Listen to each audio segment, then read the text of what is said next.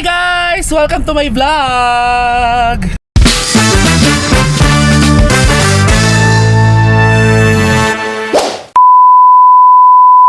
So for today's vlog ay wala naman, magpapaayos lang ako ng buhok sa sa cut incarnation. Oo. Tapos kung kakayanin, baka magpa-nails ako ngayon. So puro lang tayo ngayon, puro self-care lang muna tayo ngayon kasi nga syempre kailangan naman natin gumanda, alagaan ng sarili para nang sa ganon sobrang sarap pa rin natin. Hala, binubusinahan nila tayo, kinokontra nila yung sarap.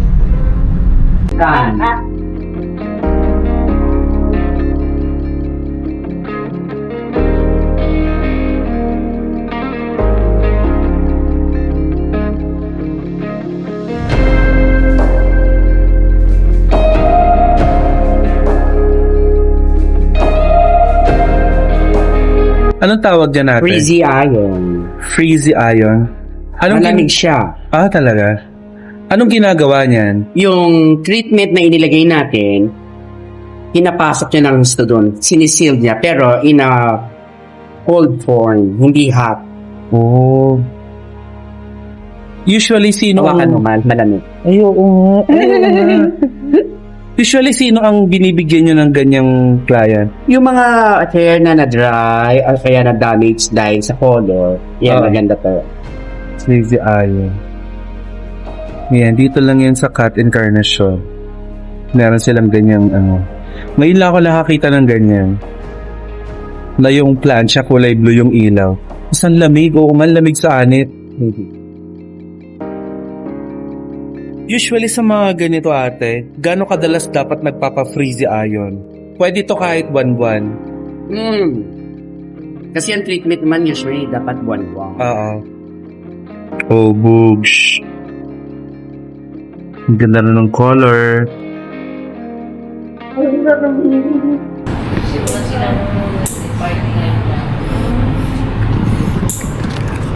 After ng hair, nails naman. Nails, foot spa, haba na ng kuko. Nakakantok talaga dito sa nail files. Parang pagpasok mo dito, maglalatag ka kaagad ng mattress. Matutulog ka na. Hindi ka na magpapalinis ng kuko. Si Ate Lynn, ang sipag nila, diba? Ano sila? Tag-isa sila ng ginagawa. Isa sa paa, isa sa kamay. Tapos mami magpaparaspa na ako. Dalaw kayo dito sa nail files, dito sa Robinson's Otis. Tapos meron pa silang ibang branches. Nasa SM Fairview, oo. Pero mas bet ko dito. Oo. Mas bet ko dito, lalo na kapag hapon. Yes. Maganda kasi yung interior. It's giving ube pandesal. Si Madam, ano na, kumusta ka na? Hi guys! Day 2 ng ating pagpapaganda at parang mukha tayong dito. Parang hinarap ng grupo ng kalalakihan. Ayan, so papunta tayo ng Envy Skin Beauty and Wellness. So ayun na guys, tapos na ako sa Envy Skin Beauty and Wellness.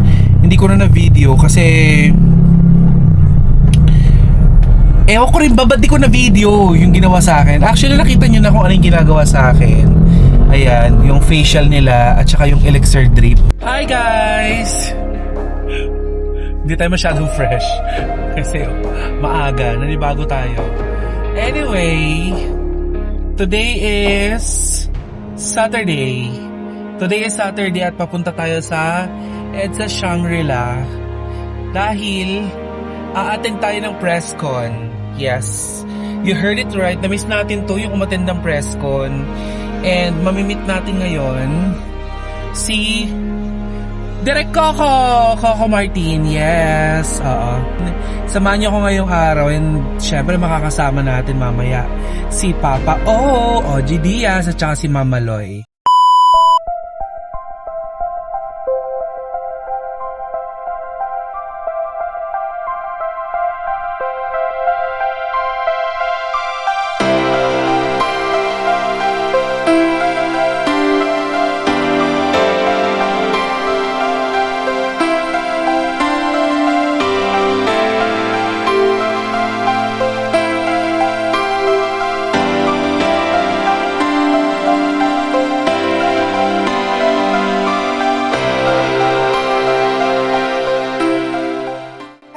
Ate Maita. Siyempre, nagtagpo na naman kami ni Tamerlane, ang ating kaibigang artista. Uy, hindi ganun. Musta ka? Good morning, Ma. Morning. Ito pagod at Aga natin, ano? Mati, ano akong taka. Ay, talaga. So, parang workshop ulit. Mag-a-assist ka mamaya, di ba? Oo, tara. Sige. Pupunta nga ako, tatatambay ako. So, nagre-rehearse sila Josa. Sobrang ganda talaga ni Josa Poco sa personal. Kung makikita nyo, bilang lang yung mga yung mga piling-pili lang yung mga press na inimbitahan to join this press briefing or the media launching for the Kitchen Perfect Match Coco Jules and Regasco media launch. So, tignan natin kung ano nga bang ino-offer ng Regasco Republic Gas Corporation for this collaboration between Coco Martin and Julia Montes. Silipin muna natin kung ano yung mga food sa labas. And since hindi tayo makakain, i-vlog na lang natin. Ayan. So, from here, Tito Ernie. Hello. Ayan, so may mga food dito. Silipin natin kung ano yung mga foods. Wala pang laman dito.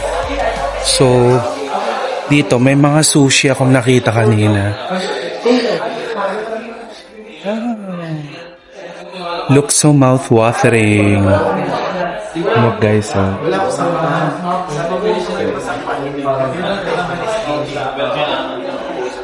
more.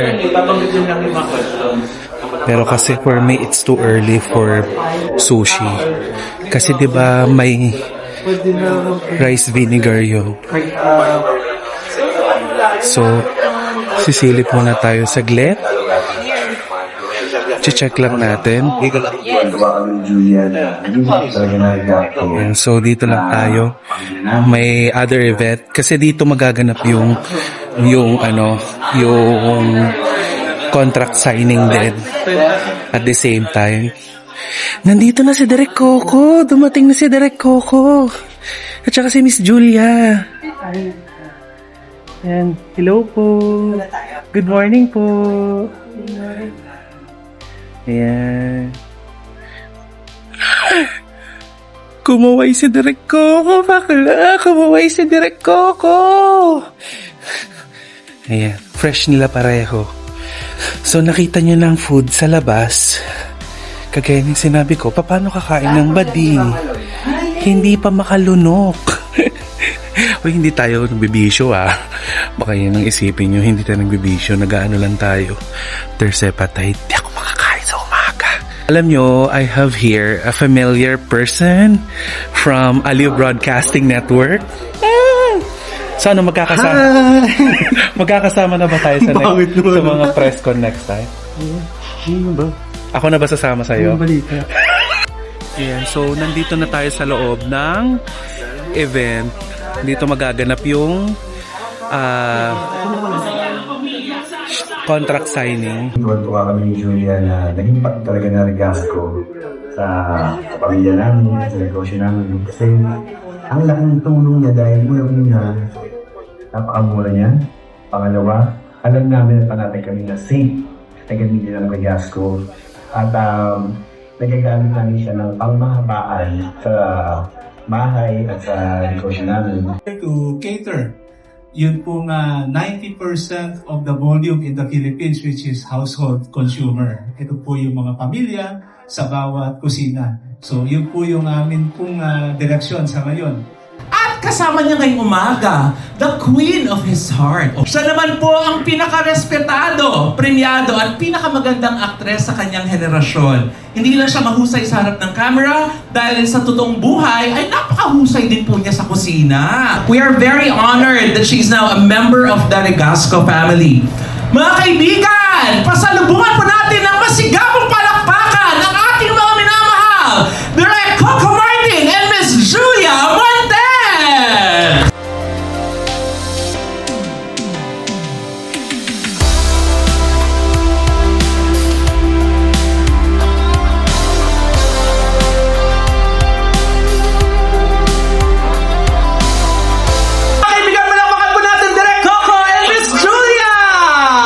Good morning! Magandang magandang umaga po sa lahat po ng mga nandito ngayon. Yes. Sa lahat ng ating mga kaibigan, maraming salamat po sa inyo. Of course, maraming salamat po sa oras na binigay niyo po sa amin, sa ating mga media friends, mga vloggers, content creators, and influencers. Maraming salamat po. Sana po, supportan niyo po ang Regasco, and we're just so happy po na makita po kayo lahat ngayon dito. Of course, syempre, makakasama natin si Nay Ogie Diaz sa ating pong Q&A portion.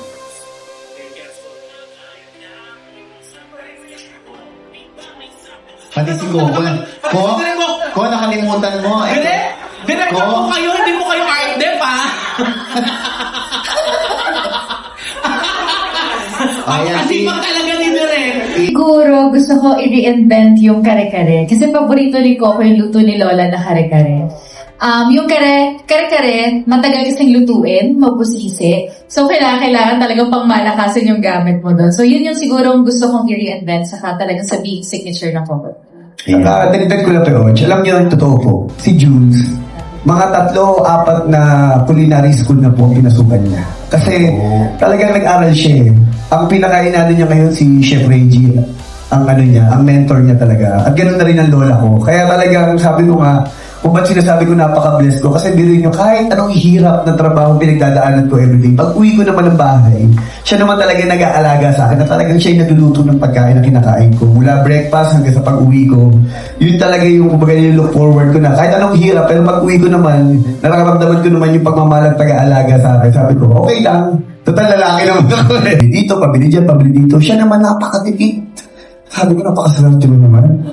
Hindi dahil nagkukulimot ako, kundi ang sinasabi ko kasi initignan niya na parang kung okay pa naman siya at hindi siya maluhong tao. Kaya doon ako na-proud sa kanya, sabi ko, inaano ko sa sarili ko na parang sabi ko, swerte ko kasi alam ko, katulad kasi sabi ko, yung finances, lahat ng namin siya may hawak. Kaya alam ko na nasa nasa safe ako na na posisyon o na lugar sa aming tahanan. Hi, Direk! Salamat. Salamat. At nandito na ang napakagandang si Miss MJ Marfori. Hindi, nakakatuwa yung talaga yung action ka, kung pang-action ka. Ayan. Si Miss MJ Marfori ng TV5 at si Sir MJ Felipe ng ABS-CBN.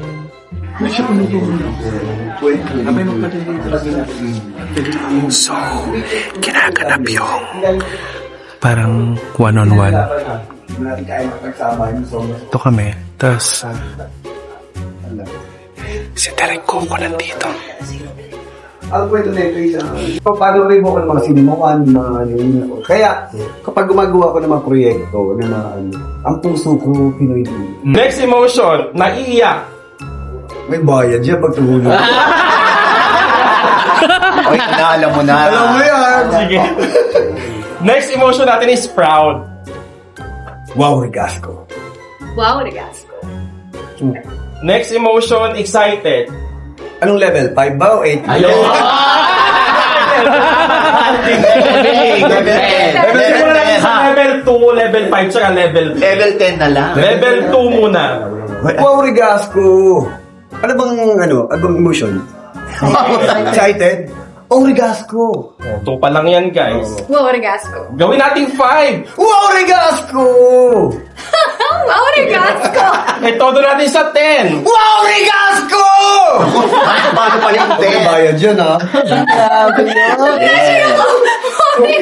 Thank you, guys. Approve ba sa ating acting coach, Direk? Kamusta naman acting ng dalawa? Pasado po ba? Direct ba? Pwede. Basta wag lang kayong tatakbong senador. Direk Coco, may tanong lang ako. Kasi nung nakaraan, may nag-viral na picture si Miss Tony Gonzaga na nag-endorse din siya ng tubig. Binuhat po niya yung isang galon ng tubig na nakangiti. Parang feeling ko sa'yo na po yung susunod na mag-viral kasi binuhat niyo po yung gas po yung ngiti. May re-recall ako sa inyo. Binuhat Ano po? nga niya yung MRT, nakangiti pa rin. Sa lahat po ng mga Pilipino, sabi ko nga, hindi kami nandito para magsalita o humarap sa mga tao kung hindi kami naniniwala sa Regasco. Nandito kami dahil gano'n kami ka-proud at sinasabi nga namin kung gusto nyo ng kapayapaan, katahimikan sa ating mga puso dahil alam natin magigiligtas ang ating bahay, dapat gumamit tayo ng Regasco. Pangalawa, ang Regasco sigurado na tama sa timbang. Ayan po. Kasi po yung iba may daya po eh. Oo, kasi sabi, Alam po di ba sabi nga natin minsan sa iba, nagugulat tayo, ba't grabe yung mura? At alam naman natin sa hirap ng buhay ngayon. Pero sabi nga natin minsan, di ba, kung ano yung binili mo, yun lang din yung makukuha mo. Kaya kung tayo, para sa akin, doon na tayo sa tama. Kung ano yung nararapat, alam natin ligtas tayo at tama sa timbang. Ako syempre dapat bilang babae na laging nasa kusina, dapat sa sulit at siguradong maaasahan. Kasi syempre yun talagang kailangan breakfast, lunch, dinner, sa pagpe-prepare mga food. Mahirap kapag kulang ka sa LPG at mali yung gamit ng LPG. Sa Carigas ko, kasama natin to sa ating hanap buhay at sa ating pamilya. Yes po. Congratulations Thank po. you! Merong pumasok dito, nakita natin. Idol ko to eh. Gusto kong dumalaw sa kanya sa farm niya. Kasi gusto kong matikman yung tilapia niya. Tsaka yung pakwan na lasang Toblerone. Sir Romeo, aware po kayo na hindi dapat kinakagat yung tangkay ng ng kasoy. Tagay na kasi. Hindi ba, iluluto mo na yan bago kainin. Hindi, pagkapitas nyo, kinagat mo yung tangkay. Good morning. Pwede po ba akong dumalaw sa farm niyo? Oo, paghahanda kita mga 10 kilong talapia ito. Tsaka buro. Tsaka itlog na buro. Noong nakaraan, sir, nag-viral kayo. Kasi, in-upload niyo si Senator Bato. Ano po masasabi niyo sa kanya? Kaibigan natin yan. Kaibigan natin. Si General Torre. Ang cute ni Sir Romeo. Alam niyo kung paano niyo siya napapanood sa social media. Ganon din siya in person. Jolly talaga siya. Pero ipapaalala lang natin, pag bagong pitas yung kasoy, hindi kinakagat yung tangkay. Mapakla talaga. Ang pakla talaga. Kitang-kita ko sa mukha niya nung niluwa niya yung pakla. Nandito na tayo sa OGDS Acting Workshop. Hindi ko alam kung anong batch to, pero ayan. Ha? 173. Grabe, 173 na sila. 169 kami. Let's go.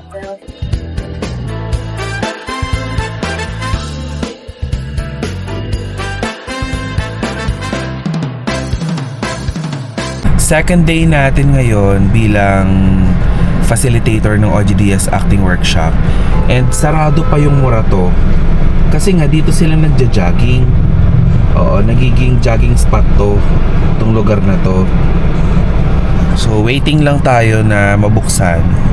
Kasi dyan tayo didiretso for OGDS Acting Workshop. Nanonood tayo sa ganito. Saan gagwapo naman ang nasa harap? Paano? Ay, ako ang ituturo nyo. Right. Ang saya. Yun, agano na yan, no? Ang saya, big night na. Ganun pala. Hala. Ang saya. Tapos taas kamay. Right. Hala. Pala.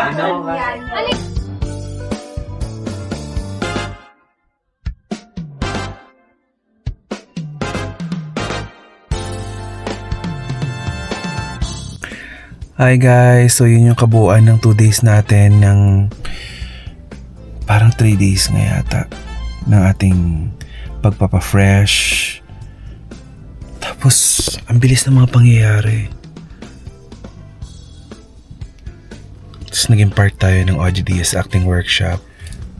Don't forget to like and subscribe into my YouTube channel and please hit the notification bell upang nang sa ganun na updated ka sa lahat ng ganap ko dito sa aking YouTube channel. Again, this is your Tita Cora. Bye!